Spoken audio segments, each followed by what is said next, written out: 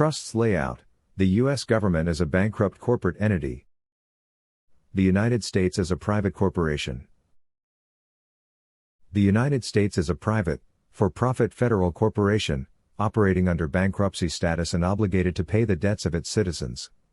Historical legal references affirm this status. Republica v.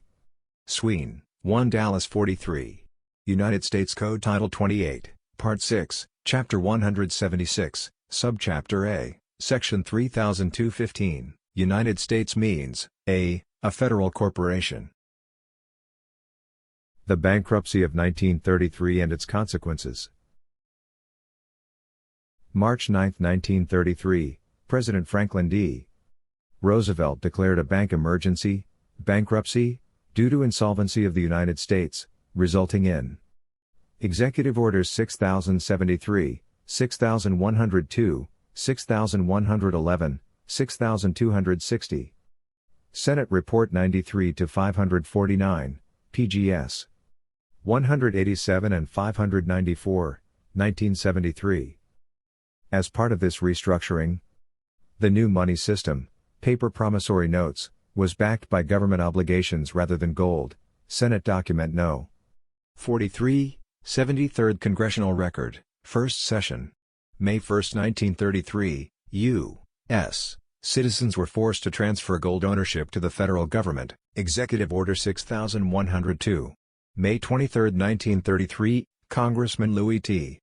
McFadden accused the Federal Reserve, the Comptroller of Currency, and the Treasury of criminal acts, fraud, and conspiracy. Congressional Record, PGS 4055-4058.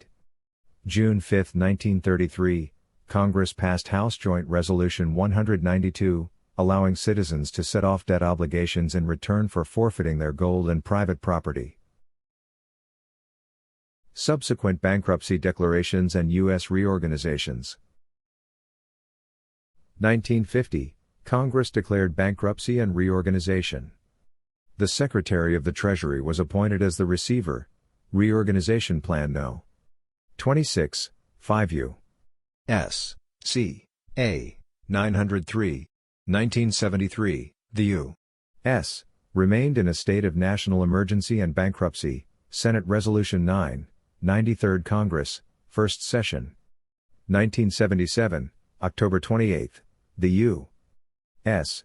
declared insolvency, placing state and private banks under the control of the U.S. Treasury Secretary and the International Monetary Fund, IMF. 1993, March 17, Congressional Record, Volume 33, p. H 1303, Rep. James Traficant Jr., Ohio, confirmed that the U.S. government was officially in Chapter 11 bankruptcy and Congress was merely presiding over the reorganization of the largest bankrupt entity in history. The collateralization of the American people. The substance of the American citizenry, their real property, wealth, assets, and productivity, was pledged as collateral for U.S. debt and currency issuance. However, under the 14th Amendment and multiple Supreme Court precedents, private property cannot be taken or pledged for public use without just compensation. U.S. v. Russell, 13 Wall, 623, 627. Sureties compelled to pay debts for their principal are entitled to reimbursement. Perlman v. Reliance Inns Company, 371 U.S. 132, 1962. Title 31 U.S. Code Section 3123, the U.S. government has an obligation to pay dollar-for-dollar principal and interest in legal tender for all debts accrued by U.S. citizens. The Federal Reserve System and perpetual debt. Since 1933, the U.S.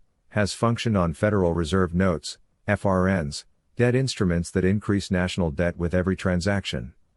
This has created a system where no one is ever truly paid because all money is an IOU. Every dollar spent increases the national debt. Sending bills to the Treasury for set-off reduces the national debt. According to the Federal Reserve's Public Debt, Private Asset Report, the national debt is owed to its citizens, who are the creditors backing the system. Conclusion: the hidden financial structure of the U.S. The United States exists today as a bankrupt corporate entity, leveraging citizens as financial collateral to back its continued debt issuance. Legal precedents confirm that the U.S. owes its citizens reimbursement for their pledged assets. The monetary system is designed to perpetuate debt, rather than allow for full repayment. Understanding trust structures and legal remedies can help citizens assert their financial rights in a system that has long depended on their unwitting participation.